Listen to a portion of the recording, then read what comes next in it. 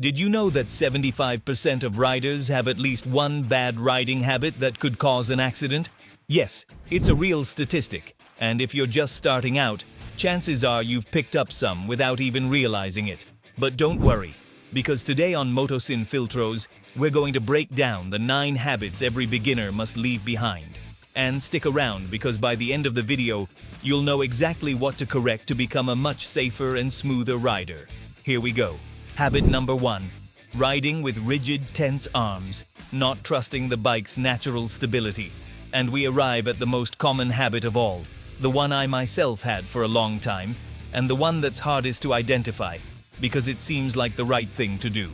When you start, you have the feeling that the harder you grip the handlebars, the more control you have over the bike, but it's exactly the opposite. If you ride with rigid arms, tense shoulders, and hands white from squeezing, all you achieve is transmitting all your tension and all your involuntary movements to the steering. Any small vibration, any irregularity in the asphalt, any micro correction your body makes becomes a sudden movement of the handlebars that destabilizes the bike. Motorcycles are designed to be stable on their own. They have a geometry that makes them tend to go straight and stay firm. But if you're constantly wrestling with the handlebars, you interfere with that natural stability. The solution is to learn to relax. And I know saying it is easy, and doing it is not so much. You have to think of your arms as if they were springs, bent, loose, ready to absorb, but without fighting. Your hands should grip the handlebars with the same force you would use to hold a little bird, just enough so it doesn't escape, but without squeezing. To achieve this, you have to use the rest of your body. Your legs gripping the tank and your abs holding your torso so that your arms can focus only on steering. An exercise that helps a lot is, on an empty straight and safely, let go of the handlebars for a couple of seconds. You'll see how the bike goes perfectly straight without your intervention, and that will give you the confidence to relax your arms when you need it most. Habit number 2. Poor lane position that reduces visibility and escape options. The position you occupy within your lane isn't just a matter of aesthetics or being where you're supposed to be. It's a safety decision that affects your visibility and your reaction options. Many beginners ride too close to the center of the lane, not knowing that's where oil, dirt, and car debris accumulate. Others hug the right or left side too much, putting themselves in driver's blind spots or getting dangerously close to the edge of the road. The key to good lane position is to place yourself where you are most visible and have the best escape options. In traffic, that usually means occupying the left or right third of the lane depending on the vehicles around you and the road conditions. When riding in a group, the staggered formation helps maintain space and allows each rider room to maneuver. Another common mistake is riding too close to the car in front. You always need a safety cushion that allows you to react to sudden braking or obstacles. A good rule is to always position yourself where you can see and be seen. If you master this, your riding will be much safer. Habit number 3. Excessive reliance on electronic aids without developing real skills. Technology has advanced a lot, and modern bikes come loaded with safety systems like ABS, traction control, or riding modes that can save your life in tricky situations. But be careful. If you rely too much on these aids, you're setting yourself up for failure. These systems are designed to assist the rider, not to replace fundamental riding skills. There are many beginners who think they don't need to learn to brake properly because ABS will stop them, or that they can use rain mode to smooth out throttle response instead of learning to control it themselves. The problem is that these aids have limits. They're great when they work, but if one day you get on a bike that doesn't have them, or if they fail in the middle of a ride, you're going to be in trouble. ABS, for example, prevents the wheel from locking, but if you haven't learned to brake progressively, you can still panic and grab a handful of lever, causing instability. The correct approach is to use electronics as a safety net, not as a crutch, and focus on developing real skills so that if the technology fails, you don't fail with it. Habit number 4. Bad clutch habits, like using it as an on-off switch or always holding it in. The clutch isn't just for changing gears. It's a precision tool that, when used correctly, gives you smooth power delivery, better control at low speeds, and a longer engine life.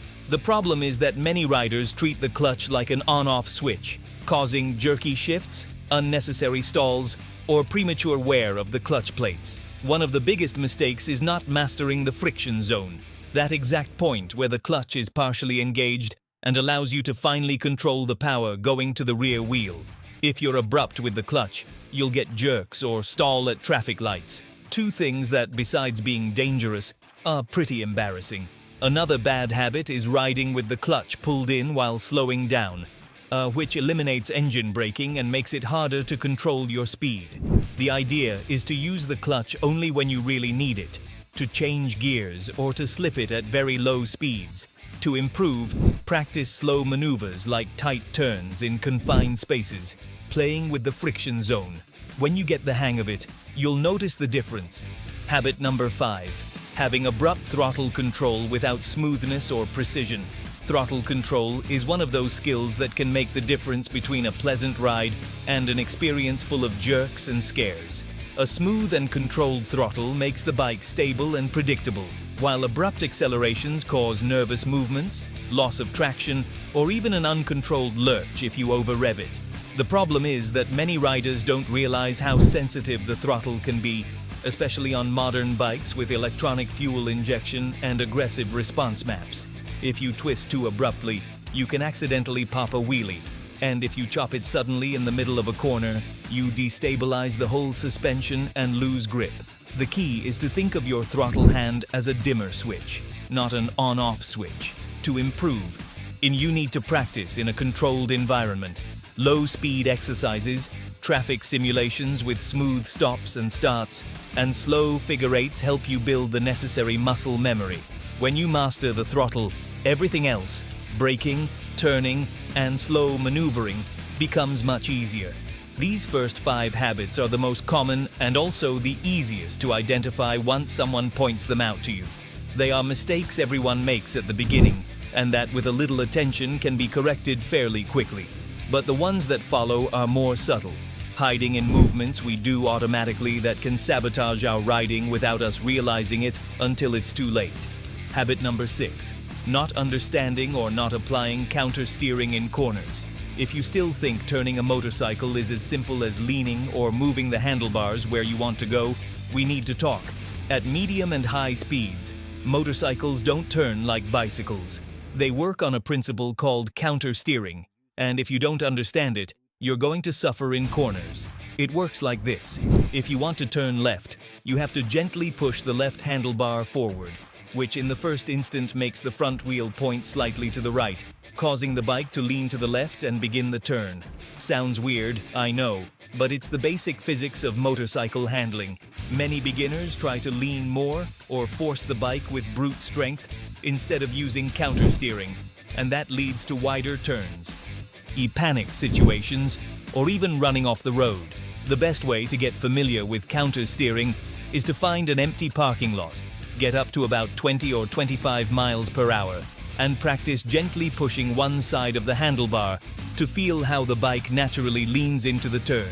Once you internalize it, it becomes automatic, and corners stop being a problem.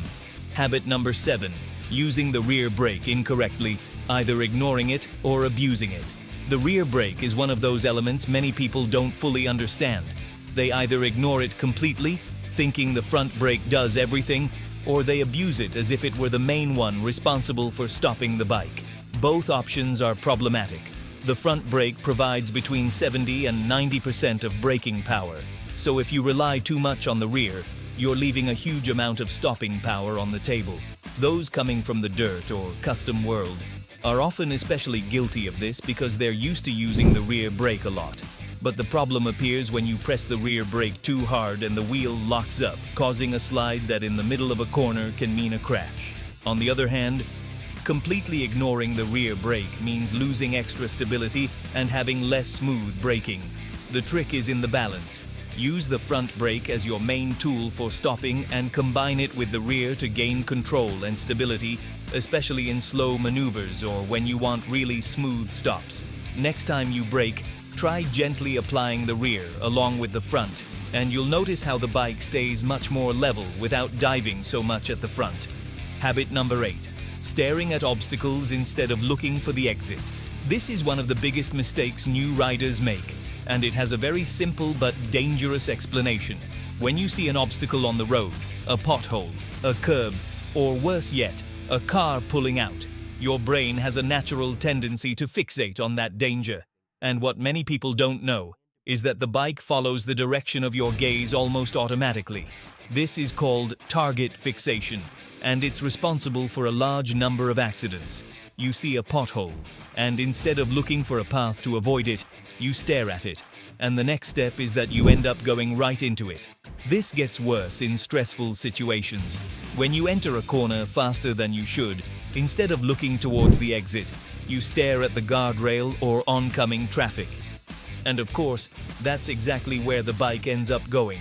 The solution is to train your brain to always look where you want to go, not at what you want to avoid. If you're going through a corner, keep your eyes fixed on the exit. If there's an obstacle, look for the escape path, not the danger itself. The bike will follow your gaze naturally, and when you master this, it will seem like a magic trick. Habit number 9. Riding without proper gear, thinking it's no big deal on short trips. Okay, I understand it perfectly because I've been through it too. Protective gear isn't cheap, and when you're starting out, it's tempting to cut costs, thinking you're just going for a quick spin around the neighborhood or that you'll buy better stuff later. But here's the reality of things. Motorcycle accidents don't care if you're a beginner or an expert, and they certainly don't care how far you plan to go. A simple low-speed fall can shred regular jeans like tissue paper, and asphalt doesn't forgive. The effect it has on skin is like a cheese grater, and that's without counting fractures, head injuries, or much worse. The statistics don't lie. Studies show that riders without proper gear have a much higher chance of suffering serious injuries in an accident. An approved helmet reduces the risk of head injury by 69% and the risk of death by 37%. But just the helmet isn't enough. You need gloves, a specific motorcycle jacket, reinforced pants, and boots that actually protect your ankles. And no, those imitation jeans sold on some online stores won't save your skin. The good news is that nowadays there is gear that's more comfortable, more stylish, and more affordable than ever, so there's no excuse to go riding without proper protection. All these habits have something in common. They are patterns we adopt without realizing it, but with a little awareness and practice, they can be corrected. Now tell me in the comments, which of these habits do you think you need to work on most, or have you seen in other riders? And if this video helped you, share it with that friend you know needs it. See you in the next one.